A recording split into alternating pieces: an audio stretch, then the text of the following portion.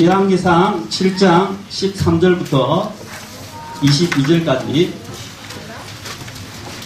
자, 다 찾으신 줄 알고 제가 시간상 읽겠습니다. 제가 봉독하겠습니다. 솔로몬 왕이 사람을 보내어 두로에서 히람을 데려왔는데 그는 납달리 지파에 속한 가부의 아들이요 그의 아버지는 두로 사람으로 놋 대장장이더라. 그는 놋을 다루는 모든 일에서 일을 하도록 지혜와 명철이 충만하며 솜씨가 좋더라. 그가 솔로몬 왕에게 와서 그의 모든 작업을 수행하였더라. 그가 놋 기둥 2개를 부어 만들었는데 그 높이는 각각 18규빗이요 12규빗 되는 줄이 그것들 중에 하나의 주위를 둘렀더라.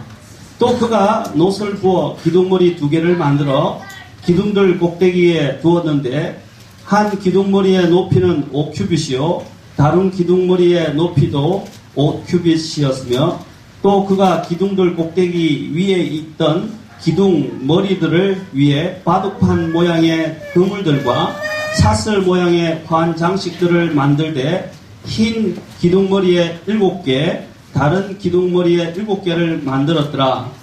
또 그가 기둥들을 만들었으며 또 그물 하나에 돌아가며 석류로 2줄을 만들어서 꼭대기 위에 있던 기둥머리들을 덮게 하였고 다른 기둥머리에도 그리하였더라. 또 그가 기둥들 꼭대기 위에 있던 기둥들 머리들을 주랑 안에 백합 모양으로 4규빗 되게 만들었더라. 그 2 기둥들을 위에 기둥들 머리들에는 그물 옆에 볼록한 부분 맞은편에 또한 위로 석류들이 있었으니 석류 200개가 다른 기둥머리 위에 돌아가며 줄을 지어 있었더라. 또 그가 그 기둥들을 성전의 주랑 앞에 세우니라. 그가 오른쪽 기둥을 세우고 그것의 이름을 야긴이라 하며 왼쪽 기둥을 세우고 그것의 이름을 보아스라 하니라. 그 기둥들 꼭대기 위에는 백합 모양이 있었더라. 이와 같이 기둥들을 만드는 일이 완성되니라. 기도하겠습니다. 하나님 말씀을 높이시고 오늘 이 자리에 하나님이 꼭 필요한 대로 저를 통해서 말씀해 주시고 저의 부족함과 연약함과 또 하나님 앞에서 부족한 부분들을 감추시고 오직 주의 말씀만이 드러나고 주님께서 영광 받으시고 우리에게 또한 도전이 되도록 인도해 주옵소서.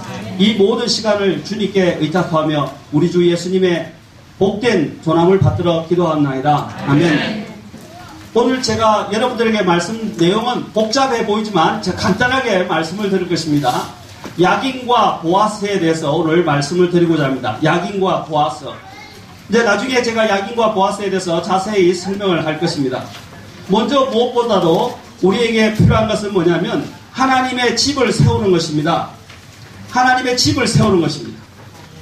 성경에서 주님께서 세우신 기관은 여러분들이 잘 알겠지만 구약에서 예수님께서 최초로 직접 제정하신 기관이 뭐죠? 가정이죠. 그러면 신약에서 주님께서 최초로 직접 제정하신 기관은 무엇입니까? 교회죠. 예, 이것은 구약과 신약의 이러한 모습들을 같이 주님께서 보여주시는 것입니다. 주님께서 계획하신 바가 특히 에베소스에서 잘 나타나 있습니다. 특히 교회에 관련된 부분. 또 가정과 교회와의 관계 문제도 에베소서 5장에서 사도 바울이 이 부분들을 하나님의 계시를 따라서 우리에게 말해주고 있습니다. 가정과 교회의 중요성은 우리 주님께서 이 땅에 초림하셨을 때부터 이 땅에 오신 목적과도 관련되어 있습니다. 크게 5가지로 이야기할 수 있지만 제가 시간상 5가지를 말씀드리지 못하고 가장 중요한 한 3가지 정도만 말씀을 드린다면 첫째, 주님께서 이 땅에 오신 목적은 잃어버린 자를 찾아 구원하게 하시려고 왔다는 것을 잘 압니다. 많은 사람들이 잘못된 개념 중에 하나가 뭐냐면 예수님께서 우리를 구원하시러 왔다는 그 사실에만 초점을 맞추고 있다는 사실입니다. 주님께서 오신 것은 맞습니다. 잃어버린 자를 찾아 구원에 이르게 하시려고 회개하여 구원에 이르게 하시려고 오셨습니다. 그러나 그보다도 또 더 중요한 일들이 있습니다. 두 번째는 히브리서를 보면 주님께서 마귀의 일을 멸하려고 오셨다고 말하고 있습니다. 또한 세 번째로 또 중요한 사실은 뭐냐면 주님께서 그분의 교회를 세우시려고 오셨다는 사실입니다. 많은 사람들이 개인의 구원에 대해서만 강조를 많이 하면서 실제로 주님께서 교회를 위해서 오셨다. 또 교회를 세우시고자 하셨다는 사실들을 사람들이 망각하고 교회를 또한 소홀히 하는 경우를 보게 됩니다. 우리는 시편 127편에서 보면 하나님께서 말씀하신 부분들을 통해서 가정과 교회가 또 얼마나 중요한가를 보게 됩니다. 특히 신약 먼저 127편 보기 전에 우리가 이 가정과 교회의 문제와 관련해서 주님께서 먼저 교회를 세우기, 영혼들을 구원하시고 마귀의 일을 멸하시고 또 교회를 세우기 위해서 오셨지만 또한 주님께서 교회를 세우기 위한 것도 아니라 또한 가정을 세우는 문제에 대해서도 굉장히 중요하게 생각하셨습니다. 그래서 사도 바울을 통해서 특별히 가정에 대해서 강조하셨고 주님께서도 가정에 대한 특히 결혼 문제에 대해서도 많이 자주 언급하셨습니다. 자, 그 중에서 대표적인 것이 무엇이냐면 우리 주님께서 첫 번째 여러분 기적을 행하신 적이 있는데 그 첫 번째 기적을 요한복음 2장에서 이야기하고 있습니다. 첫 번째 기적에 대해서 이야기하시면서 주님이 어디에서 기적을 행하셨습니까? 가나 혼인잔치에서 가셔서 바로 첫 번째 기적을 행하셨다는 사실입니다. 왜 주님께서 그 결혼식에 가셔서 혼인잔치에서 바로 이 하나님께서 이 기적을 행하셨을까요? 그것은 주님께서 가정을 얼마나 중요시 생각하는가를 이야기하는 것입니다. 여기 마라나타 교회의 주제는 가정이죠. 저희 또한 영동성서 침례의 주제는 교회입니다. 그래서 제가 기도하면서 가정과 교회에 대한 문제들을 같이 함께 생각할 수 있는 본문을 이제 구하고자 기도하고 이 말씀을 택하게 되었습니다. 나중에 야긴과 보아스를 통해서 말씀드릴 것입니다. 그래서 주님께서 먼저 첫 번째 기적을 행하셨다는 것은 가정이 얼마나 중요한가 하는 것입니다. 이 가정이 세워져야 교회가 세워질 수 있습니다. 또 교회가 튼튼해야 또 교회 중심적으로 만들어져야 또한 가정이 세워지는 겁니다. 왜냐하면 우리는 주님을 믿는 사람들이고 주님이 직접 제정하신 기관들이 서로 상호 연결되어 있기 때문입니다. 시편 127편으로 잠깐 가보겠습니다. 시편 127편 여기 있는 열왕기상 7장을 쥐고 계시고요. 시편 127편 1절부터 3절만 보겠습니다. 1절부터 2절만 일단 먼저 보겠습니다. 2절 보시면 이렇게 되어 있습니다. 솔로몬을 위한 시 위로 올라가는 노래 주께서 집을 세우지 아니하시면 자 같이 읽는 게 좋겠어요. 시편 127편 1, 2절 같이 읽겠습니다. 시작. 주께서 집을 세우지 아니하시면 그것을 세우는 자들의 수고가 헛되며 주께서 도시를 지키지 아니하시면 파수꾼에 깨어있음이 헛되도다.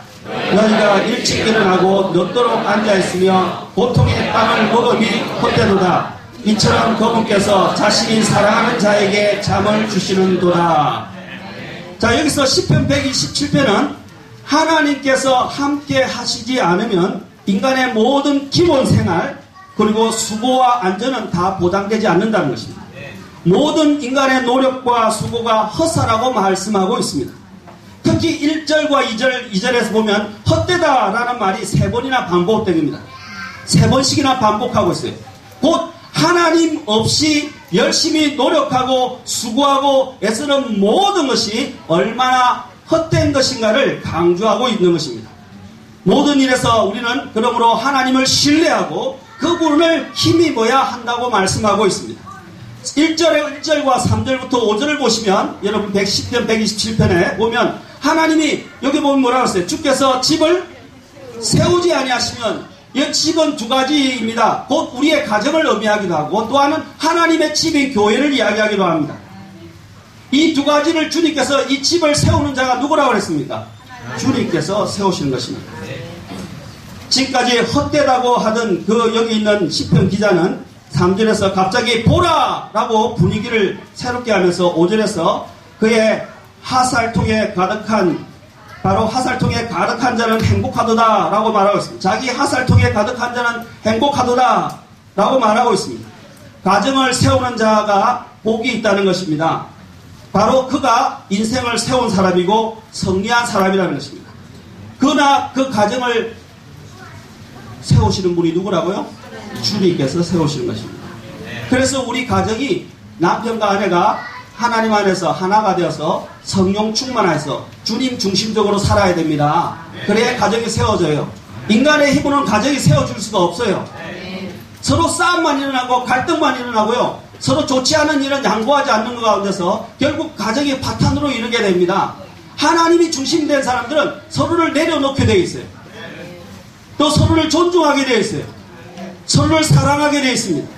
서로를 희생하게 되어 있습니다. 맞습니까? 왜? 주님이 중심이고 주님이 말씀하시는 대로 내가 순종하면서 움직이기 때문입니다.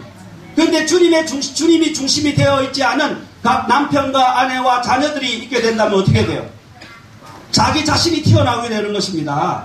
그러면 충돌이 일어나고 교회가, 가정이 무너지게 되는 것입니다.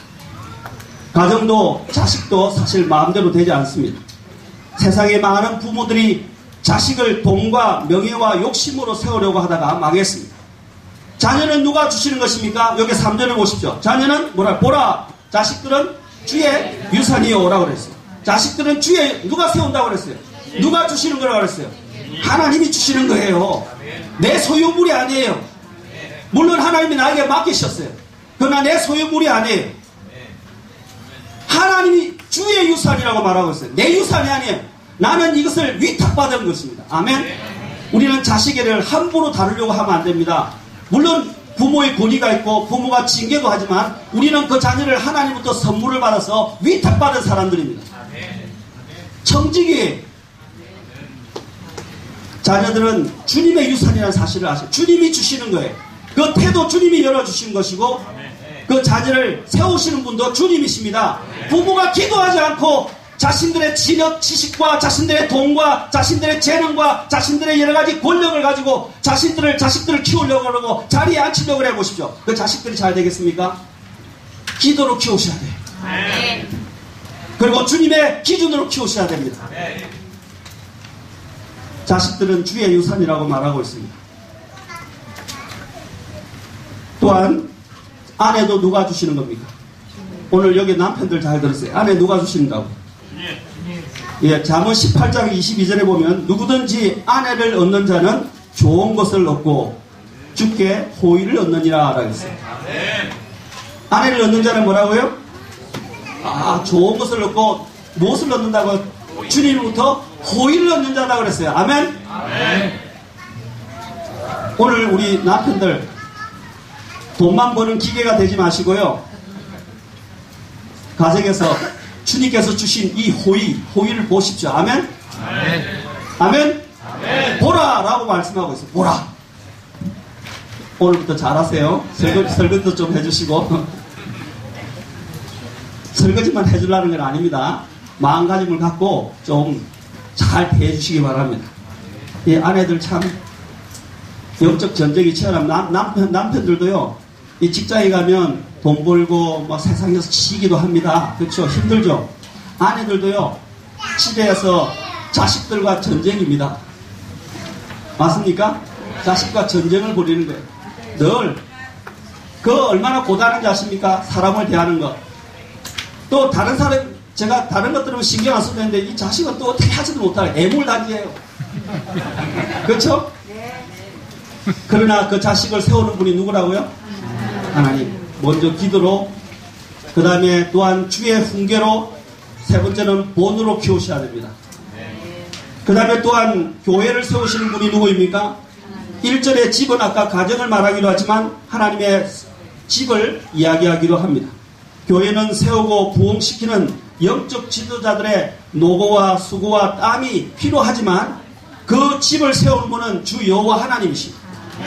사도행전에 보면 주께서 믿는 사람들을 교회 안에 더해 주셨다고 말씀하고 있습니다. 바로 이것이 놀라운 역사입니다. 교회는 하나님이 복을 주셔야 하나님이 세우셔야 되는 것입니다.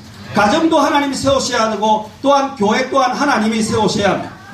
주님의 집에 대해서 뭐라고 말씀하십니까? 주님께서는 교회를 뭐라 했어요? 이것은 살아계신 하나님의 전이라고 말씀하고 계십니다. 살아계신 하나님의 집이라고 말씀하고 있습니다.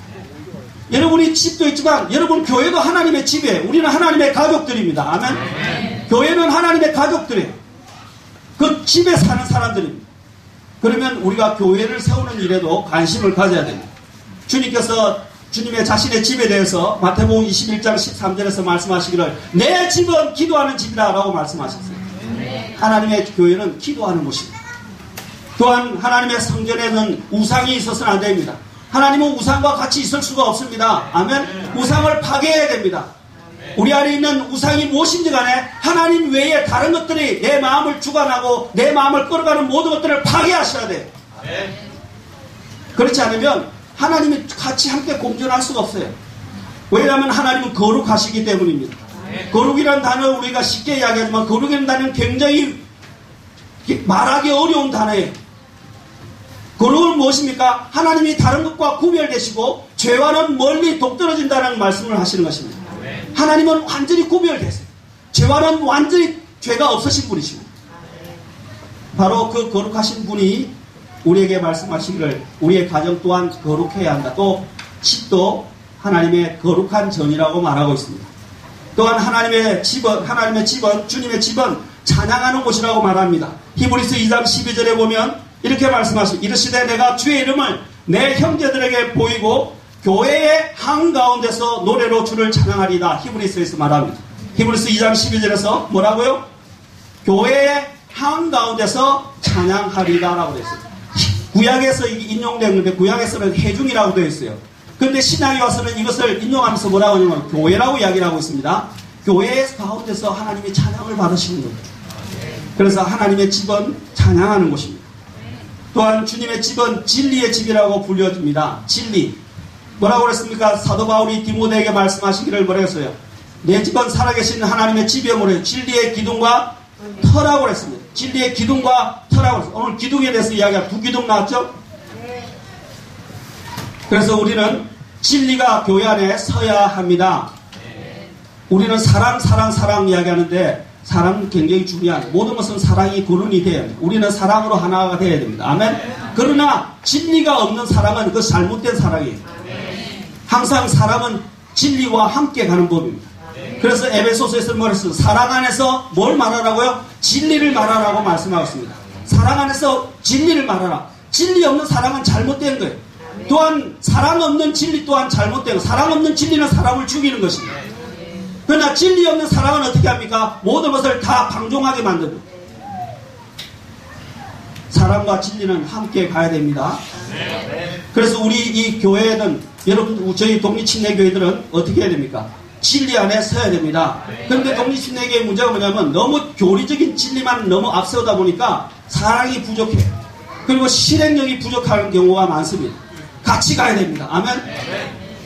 오늘 다시 이제 열왕기상으로 가서 기둥에 대해서 아까 나왔는데 진리의 기둥과 터라고 이야기했습니다. 오늘 두 기둥이 여기서 나오고 있어요. 그 두 기둥의 이름이 야긴과 보아스라고 오늘 불리고 있습니다. 여기 기둥의 재료를 보면 노스로 만들었다고 했습니다. 노스는 당시에 아주 귀중한 금속이었습니다.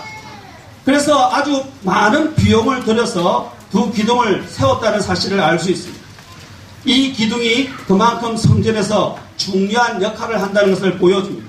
또 기둥의 크기도 나옵니다.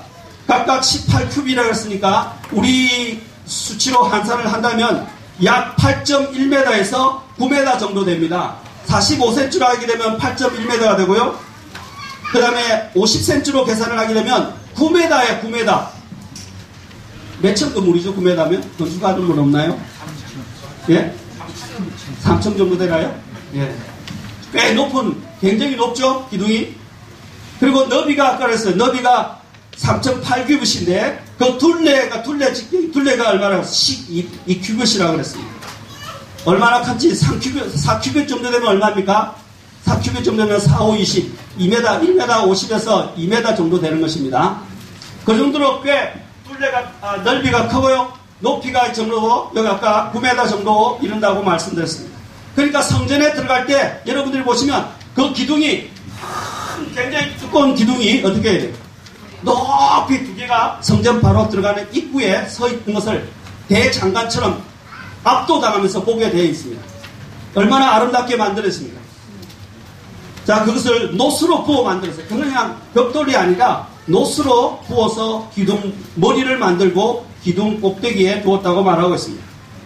기둥 머리 또한 아까 기둥 머리는 어떻다고 그랬습니까? 머리는 18큐비에서 머리는 또한 거기서 또 5큐빗이 더 올라가고요. 또 그 위에 나중에 석류 모양으로 또 이렇게 올린 것이 백합 모양으로 올린 거 있죠. 또 그것이 4큐빗 더 올라가요. 그러니까 또 9큐빗이 더 올라가는 것입니다. 18큐빗에서 또 9큐빗이나 되는 그 엄청 크니까 엄청 올라가는 겁니다. 여기 우리 건축하는 형제님이 계신데 계산 안 들어갑니까? 계산을 하셔야 돼요. 자, 그리고 그 꼭대기에 머리에 뭘 만들었대요? 백합화 모양으로 만들었다고 그랬어요. 둥글게 생긴 머리에는 석류 200개를 줄지어 달았고, 자, 석류 200개를 바둑판처럼 이렇게 막 엮어가지고요, 쫙 짜서 이렇게 올렸다고 생각했어요. 기둥이 굉장히 위험 있게 서 있는데, 석류가 쫙 바둑판 모양으로 짜진 것처럼 쫙 둘러서 있으면 어떻게 되겠어요? 굉장히 아름답습니다. 멋있습니다. 위험과 그것은 대장관입니다. 근데 그 위에 또 백합 모양으로 이렇게 또 조각을 해서 4큐빗이 더 올라갔어요. 얼마나 멋있겠습니까? 그렇죠? 여기서 그 머리는 뭐냐? 머리에 있는 백합화는 예수님을 상징합니다. 그리고 거기에 있는 아까 석류 200개는 누구를 상징하면 바로 그 백합화를 중심으로 여기까지 성도들을 이야기하는 것입니다. 바로 주님이 가장 머리에 있는 것입니다. 아멘? 그 주님을 중심적으로 주님의 그 진리 안에서 이 기둥이 서 있는 것을 보게 됩니다. 오늘날로 여러분 치면 여기 기둥이 있죠, 이렇게. 근데 기둥이 저기 들어오는 문 입구에 기둥이 멋있게 서 있다고 생각해 보십시오. 저희 교회도 인테리어를 하는데 우리 한 형제님이 여기 이렇게 기둥처럼 들어가는 걸 만들어야 됩니다. 이래가 만들었어요, 일부러. 들어가는 입구에 또 들어가면 이렇게 일부러 만들었어요. 장식을 좀 했어요. 근데 높이가 높다 보니까 멋있지는 않더라고요. 근데 높이가 이렇게 굉장히 높게 성전이 멋있게 지어졌는데 그 성전에 이렇게 두 기둥이 이렇게 위험 있게 서 있는 모습을 볼 때 얼마나 그게 대해서 압도당하고 또 생각하게 되겠습니까? 그렇죠? 솔로몬이 성전을 건축하는 일에는 7년이 소요되었지만 자기 궁전을 건축하는 데는 13년이 걸렸습니다. 근데 자기의 궁전은 한 규모가 2배 정도 되지만 성전을 건축하는 데는 금이 무려 20톤이나 들어갔다고 합니다. 얼마나 휘황찬란하겠습니까? 그러나 그의 궁전은 그렇게 짓지는 않았습니다. 오늘 이 두 기둥의 영적인 의미들을 우리가 한번 살펴보겠습니다. 성전에서 교회의 참된 기둥이 누구인지를 여기서 잘 말씀해 주는 것입니다. 이 기둥의 이름을 우리가 한번 알아보도록 합시다. 예루살렘 성전을 최초로 건축한 솔로몬은 성전 정면에 2개의 높기둥을 세웠고 오른쪽 기둥의 이름을 뭐라고요?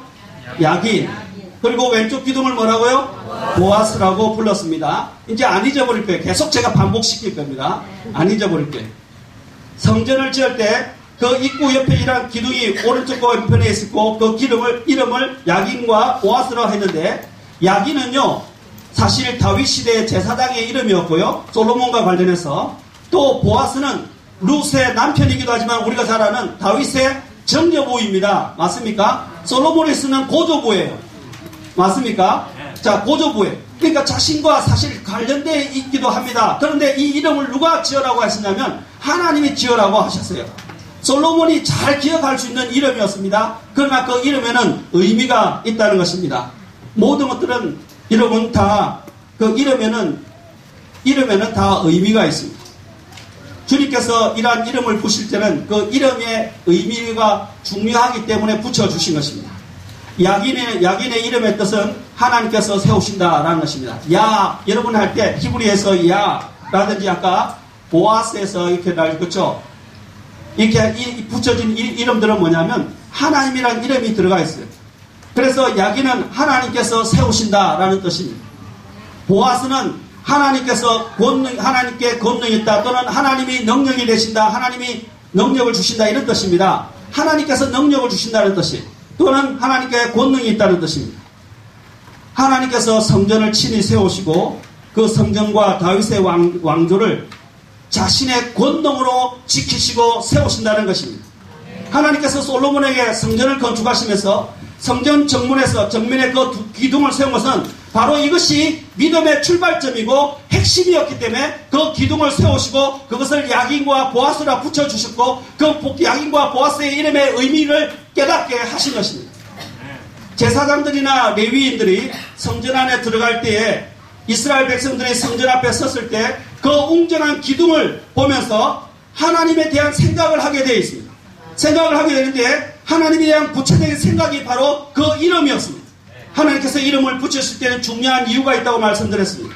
하나님께서 이름을 붙일 때는 하나님의 뜻이 또한 담겨 있는 것입니다.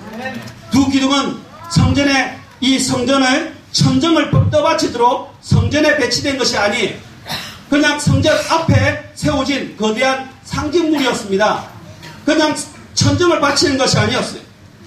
그 후에 이 두 기둥은 성전을 드나드는 제사장뿐 아니라 이스라엘 백성들이 그 두 기둥을 통해서 그 두 기둥에 의미하는 진리를 절대로 잊지 말라는 주님의 친절하신 의도가 들어있는 것입니다. 하나님은 참 친절하세요.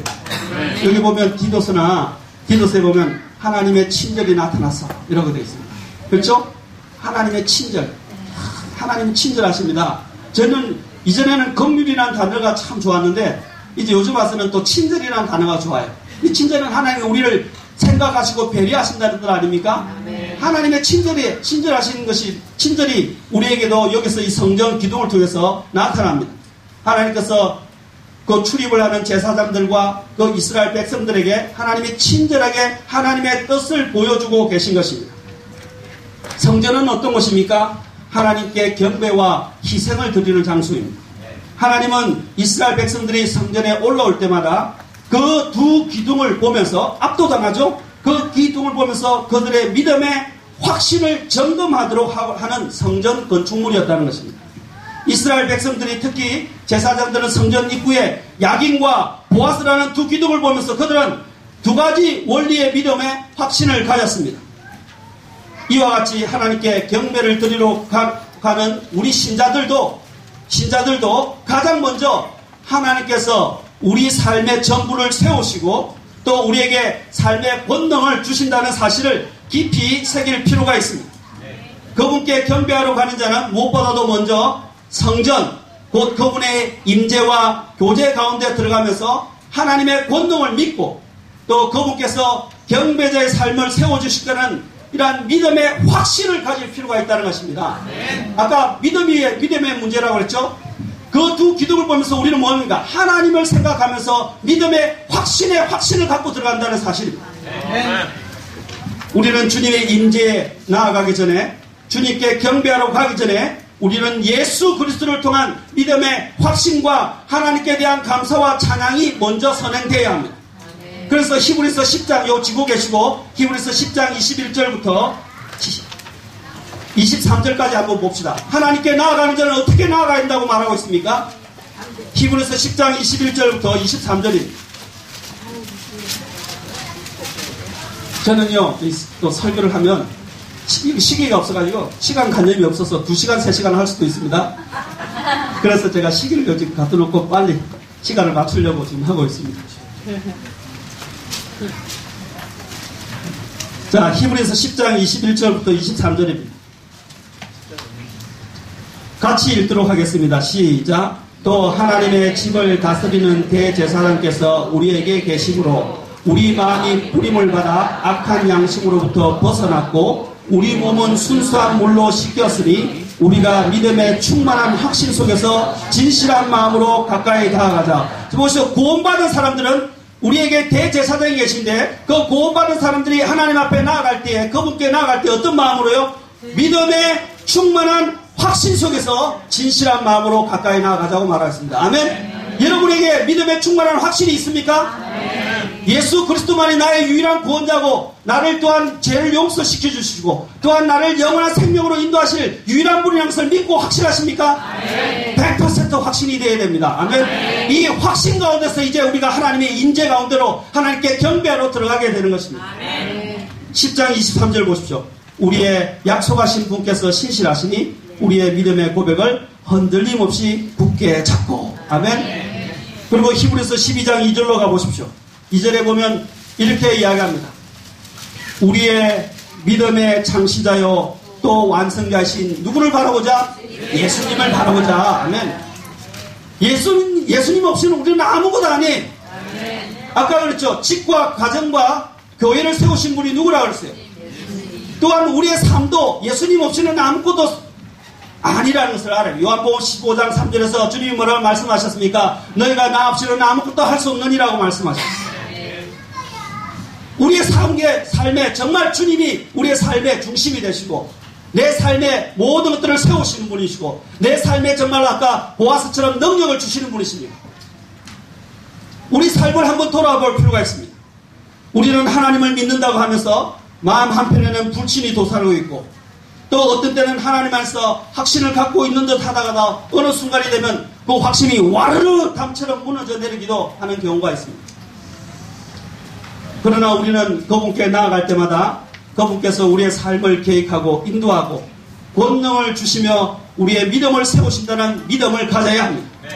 비록 현재의 상황이 우리 인간의 눈으로 보면 이해가 되지 않고 우리 생각으로 보면 불합리해 보이고 또 그분께서 우리에게 아무런 도움이나 응답을 주지 않는 것처럼 보인다 할지라도 우리는 그분의 완전한 계획 안에서 걸어가고 있다는 것을 기억하셔야 됩니다. 그러므로 완전한 계획으로 주님이 우리의 삶을 최선으로 인도하시는 사실을 믿어야 합니다. 어떤 상황이 생겨도 믿어야 합니다. 이 믿음의 끈을 놓는 순간 여러분의 삶은 무너지는 거예요. 이 믿음만이 우리를 세워주는 것입니다. 이 땅에 살면서 얼마나 불합리한 것처럼 보이고 이해되지 않는 답답하고 낙심된 일이 많이 벌어집니다. 그러나 우리는 지나갈 것처럼 보이지 않는 그 시간이 지나간 이후에는 어느 때 길을 돌아다 보십시오. 그리고 한번 생각해 보세요. 그러면 하나님께서 함께 하셨구나. 혹은 하나님이 도우셨구나. 하고 깨닫게 됩니다. 아멘. 그때는 참 이것을 어떻게 이 시간, 이때 이 힘든 때를 지나갈 것인가. 너무 고통스럽고 눈물밖에 안 나오고 시름밖에 안 나오는 순간에서 어떻게 살다 보니까 지나왔어요. 근데 지나와서 나는 내가 잘했고 누가 도와줬고 누가 해줬고 이렇게 생각됐는데 가만히 돌아보니까 그 손길 하나마다 하나님의 손길이 담겨있다는 것을 보게 됩니다. 걸음걸이 하나마다 하나님이 도우셨다는 것을 우리는 발견하게 됩니다. 그래서 사도 바울이 보냈습니다. 지금 나아가 나된 것은 하나님의 은혜로다 라고 말한 것입니다. 이것은 믿음의 연단을 거쳐본 사람들은 이러한 고백이 무엇인지 잘 알 것입니다. 사랑하는 성도 여러분, 모든 것이 하나님의 손 안에 있습니다. 잠언 21장 1절에 보면 왕의 마음이 물 있는 강들같이 주의 손 안에 있나니 라고 되어 있어요. 주께서 친히 원하시는 것으로 그분께서 친히 원하시는 것으로 그것을 돌리시느니라. 왕의 마음을 누가 돌린다고요? 주님이 돌린다고 그랬어요. 그 왕의 마음이 누구의 손에 있다고요? 주님의 손에 있어요. 여러분 이 세상 사람들이 막 통치하는 것처럼 보이죠? 사탄이 이기고 사탄이 통치하는 것처럼 보이죠? 아닙니다. 다 하나님의 허락하신 가운데 있고 하나님의 손 안에 있다는 것입니다. 왕의 마음조차도 하나님의 손 안에 있어요. 핍박하는 왕이 있어도 하나님이 허락하시고 하나님의 손 안에 하나님의 계획 속에 다 들어있습니다. 잠언 16장 1절 잠언 16장으로 한번 가봅시다.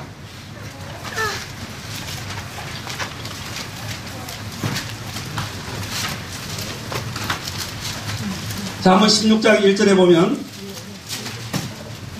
사람이 마음으로 예배하는 것과 혀로 대답하는 것은 누구로부터 온다고요? 주로부터 오는 겁니다.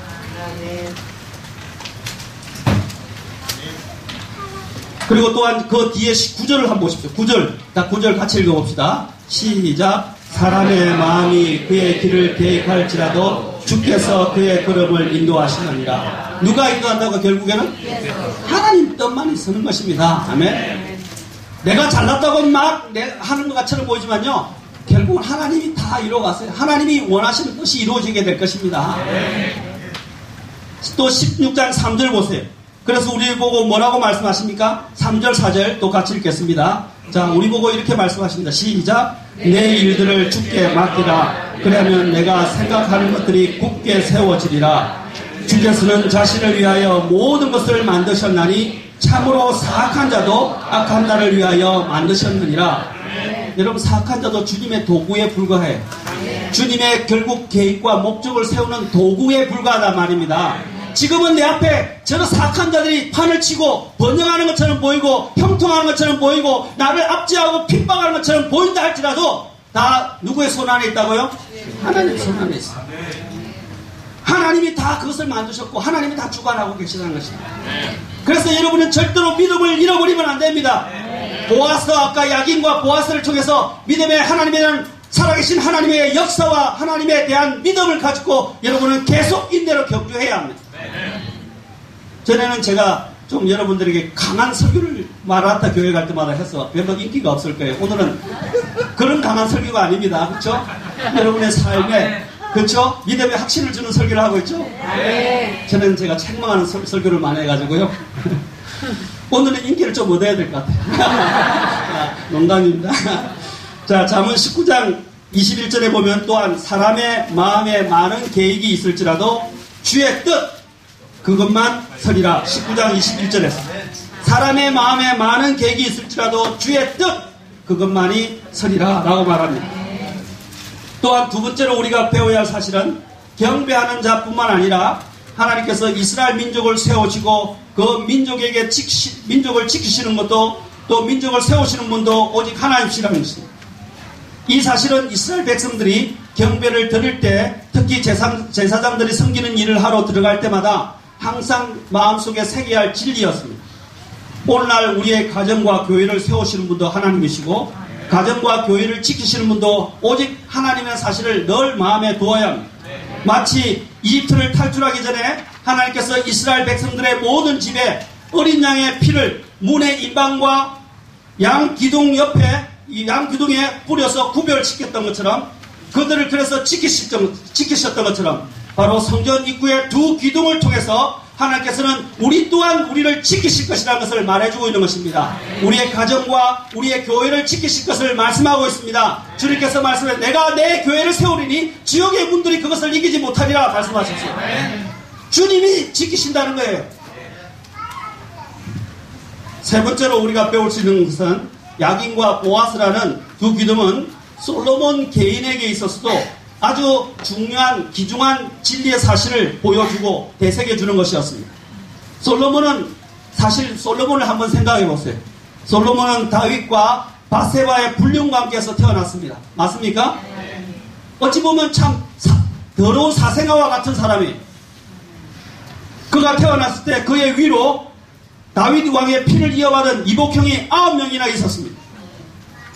솔로몬은 자기의 서열상으로 볼 때나 또 정치적 정황으로 볼 때 도저히 그가 아버지의 왕위를 이을 만한 처지가 아니었습니다. 그런데도 그가 이런 왕위를 계승할 수 있었던 것은 전적으로 하나님의 은혜의 선택이었습니다. 곧 야긴과 보아스의 하나님께서 솔로몬에게 약속을 주셨고 또 그와 함께 하셨기 때문에 가능했던 일입니다. 만일 하나님께서 그와 함께 하시지 않았더라면 그가 왕위에 오를 수 없었을 것입니다. 그가 또한 왕위에 올랐다 할지라도 그 왕위는 유지될 수가 없는 것입니다. 하나님이 그의 왕위를 보존하시는 거예요. 여러분의 위치도 마찬가지입니다. 네 번째로 우리가 또 배울 수 있는 것은 여러분 12사도가 나중에 새 예루살렘 성에 가면 어떻게 됩니까? 12기초가 되는 것을 보게 됩니다. 그래서 이것은 현재의 믿음과 승리하는 삶을 산 사람도 장래의 새 예루살렘에서 하나님께서는 어떻게 하냐면 성전의 기둥이 되게 하시겠다고 하셨습니다. 아멘. 12사도들은 뭐라고요?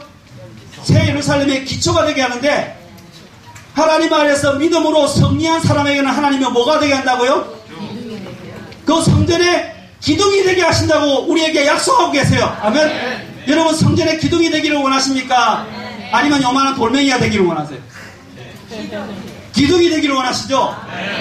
제가 이제 장남이고 외아리다 보니까 제 집에서 너는 우리 집의 대돌보다 너는 우리 집의 기둥이야 라고 항상 이렇게 말을 심어줬습니다. 그렇죠? 그래서 항상 어깨가 무거웠어요.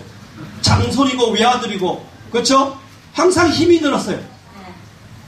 그 얼마나 그러나 사실 영예스러운 것입니까? 우리 집안이 좋았더라면 굉장히 좋았을까? 그러나 우리가 다른 어떤 것보다도 하나님 안에서 성전의 기둥이 된다는 것은 얼마나 큰 영예이며 축복인지 모릅니다. 그 약속이 계시록 3장 12절에 있어요. 같이 가서 한번 봅시다. 계시록 3장 12절.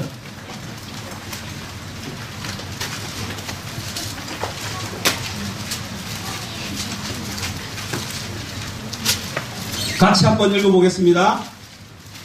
자, 같이 읽겠습니다. 시작. 이기는 자는 내가 하나님의 성전에서 기둥이 되게 하리니 그가 다시는 나가지 아니하리라. 또 내가 하나님의 이름과 내 하나님의 도시 곧 하늘에서 내 하나님부터 내려오는 새 예루살렘의 이름을 그 위에 기록하고 나의 새 이름을 그 위에 기록하리라. 아멘.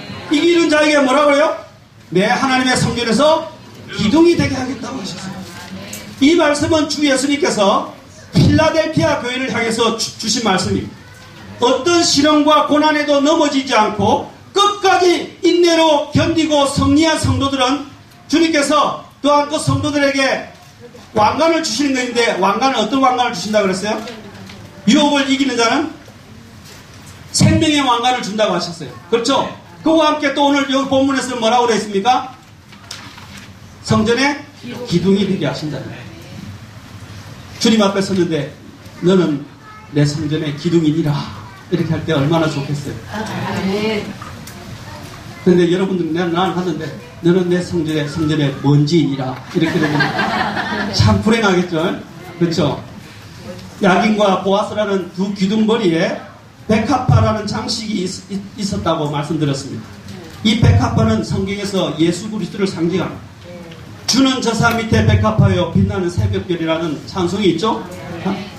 그 두 기둥에 붙은 성류 200개는 주 예수님께 속한 성도들을 말합니다.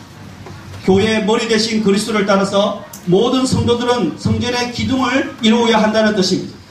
주님은 필라델피아 교회 성도들에게 이런 성전의 기둥이 이어서 성전의 기둥이 되는 자들에게 약속한 것이 있습니다. 계시록 3장 10절 보십시오. 거기 보면 이렇게 말씀하십니다. 너가 나의 인내의 말을 지켰은즉 나도 너를 지켜 시험의 시간을 면하게 하리니 그것은 곧 앞으로 온 세상에 임하여 땅에 거하는 자들을 시험하는 시간이라.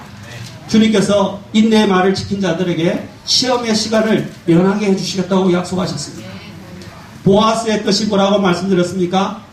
하나님이 하나님에게 권능이 있다더러 하나님께서 능력을 주신다. 필라델피아 교회에게 약속하신 게 뭐예요? 하나님 바로 그 능력을 주시는 거예요. 어떤 능력이에요? 계시록 3장 8절 다 갑시다. 다시 한번 봅시다. 3장 8절 같이 읽어봅시다. 어떤 능력을 주시는지 잘 보세요. 자, 같이 보시겠습니다. 시작. 내가 내 행위를 아노라. 보라, 내가 내 앞에 열린 문을 두었으니 아무도 그것을 닫지 못하리라. 너가 적은 힘을 가지고도 내 말을 지키며 내 이름을 부인하지 아니하였도다.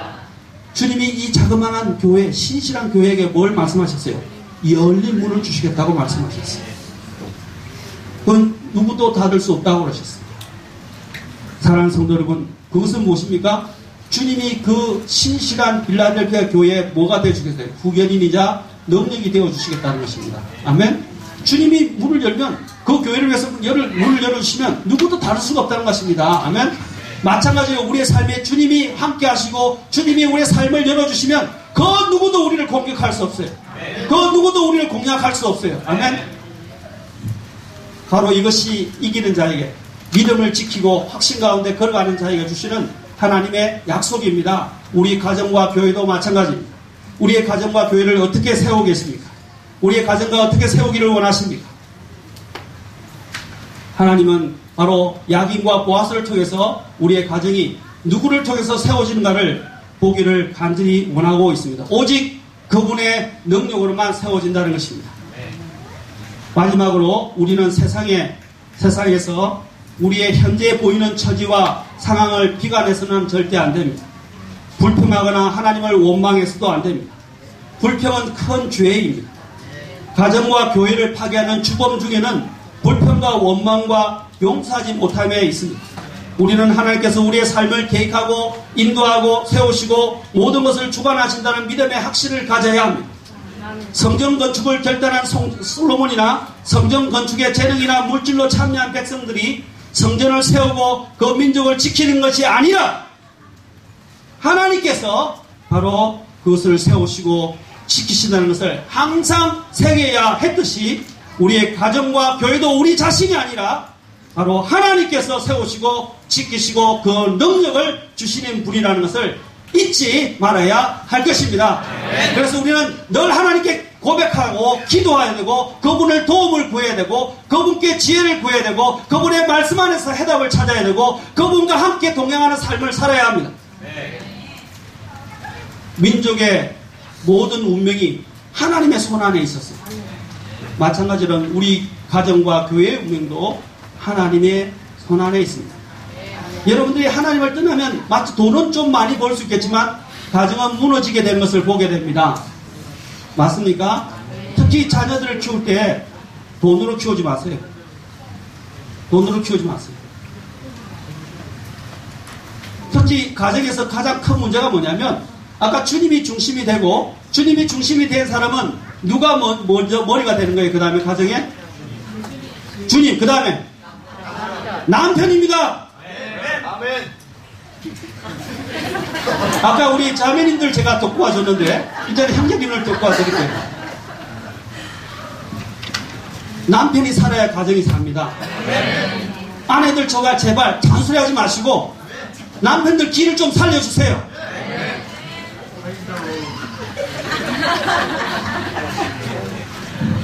우리 형제들이 핍박을 많이 받는가 봐요. 지금 아멘을 하시는 거니까 눈치를 많이 보고 사시는 것 같아요. 정말 형제님들 길을 살려주세요.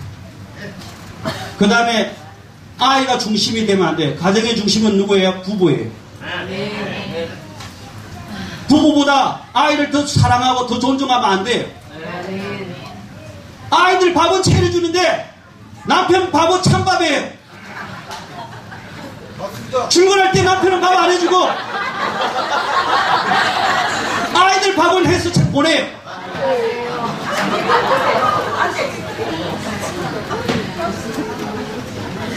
그 잘못된 거예요. 남편이 최고예요. 아이들이 다 보고 있어요. 아이들이 자기만 챙겨주면요 아빠를 무시해요. 그리고 자기가 중심인 줄 알고 가정에서 자기 중심적으로 살을 생각하게 돼요. 근데 아내가 항상 아빠를 먼저 챙겨주고 아빠를 위해주고 아빠를 최우선시하면요 아이들이 참 섭섭해하는 것처럼 보이지만 나중에는 어떻게 해요? 가정의 질서가 세워지고요 아빠의 권위를 존중하게 되고요 또 아빠의 하라는 말씀에 더 순종하게 됩니다. 그러면 엄마가 또 살아요. 하나님의 법은요 하나님의 법을 지키면 이상하게 막 살아나요. 그런데 하나님의 법이 무너지기 시작하면 모든 것이 다 파탄이고 혼란 속에 들어갑니다. 맞습니까? 자, 아버지는 뭘 한 거 아닙니다. 이제 앞으로 그렇게 잘하시리라고 생각됩니다. 혹시 그런 가정이 있을까 다 잘하신다는데 그런 가정이 있을까 싶어서 말씀을 드리는 거예요. 사랑하는 성도 여러분, 우리의 가정이 어떻게 살아야 될지 또 우리의 교회가 어떻게 살아야 될지 항상 마음에 염두를 주시고 오늘 주님이 말씀하신 야긴과 보아스라는 말을 오늘 새기고 가십시오. 그래서 항상 하나님의 임재에 들어갈 때 또 내 가정을 출입할 때 또 내가 교회를 출입할 때마다 여러분 마음속에 뭐냐면 야긴과 보아스 이 두 가지가 항상 내 마음속에 있어서 어떻게 해요?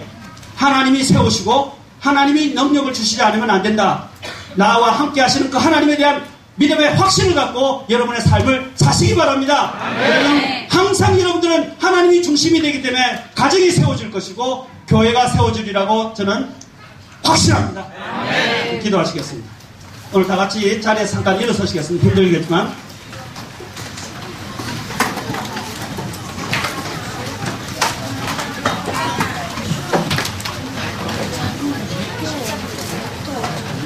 오늘 저와 여러분의 인생은 누가 세우고 있습니까? 여러분의 가정과 또 저의 교회는 누가 세우신 겁니까? 눈을 감으시고 오늘 묻겠습니다. 나는 오늘 삶의 우선순위가 잘못되어 있지 않습니까? 내 힘과 지혜와 내 능력으로 내가 모든 것을 감당하고 이 삶을 살아보려고 발부둥치고 있지 않습니까? 그런데 삶은 자꾸 꼬여갑니다. 점점 더 힘들어갑니다. 우리 안에서 역사하시고 모든 것을 주관하시고 세우시고 유지하시고 지탱하시는 하나님 없이는 우리의 삶은 아무것도 아닙니다. 우리는 이제 하나님께로 돌아가야 됩니다. 하나님 중심적인 삶으로 돌아가야 합니다. 내 자신도 돌아가야 되고 우리의 가정도 돌아가야 되고 우리 교회도 돌아가야 됩니다. 오늘 하나님 앞에 나오십시오. 내가 오늘 내 지혜와 내 능력과 내 재능으로 모든 것을 살고자 하고 내 힘으로 모든 것을 내 노력으로 모든 것을 하고자 했던 내 수고로 모든 것을 세우고자 했던 뜻을 무너뜨리고 하나님께서 내 안에서 모든 것을 세우시고 모든 것을 또한 지켜나가시고 모든 것에 권능을 주시고 또한 하나님이 이끌어 가시도록 주님께 내 삶을 양도해 드리지 않겠습니까? 내 가정을 양도해 드리지 않겠습니까? 내 또한 교회의 주권을 양도해 드리지 않겠습니까? 오늘 주님 내 삶의 중심에 들어오십시오. 내 삶의 중심에서 저의 주인이 되어주시고 또한 제가 주님께 내어드릴 때 제 가정의 주인이 되어주시고 제 교회의 주인이 되어주셔서 우리 교회를 살려주시고 제 가정을 살려주시고 제 자신을 부엌케 하시고 세워주시옵소서. 주님 제 삶이 이렇게 망했습니다. 제가 이제 주님께로 돌아갑니다. 주님 세워주시고 능력을 주시옵소서 라고 주님께 부르짖지 않겠습니까? 오늘 주님 앞에 기도하기를 원하시면 오늘 재단이 좁지만 나오셔서 주님 앞에 아니면 옆에서 무릎 꿇고 주님 앞에 기도하시기 바랍니다. 오늘 주님의 초청에 응하십시오. 주저하지 마시고 나오시기 바랍니다. 기도하시겠습니다.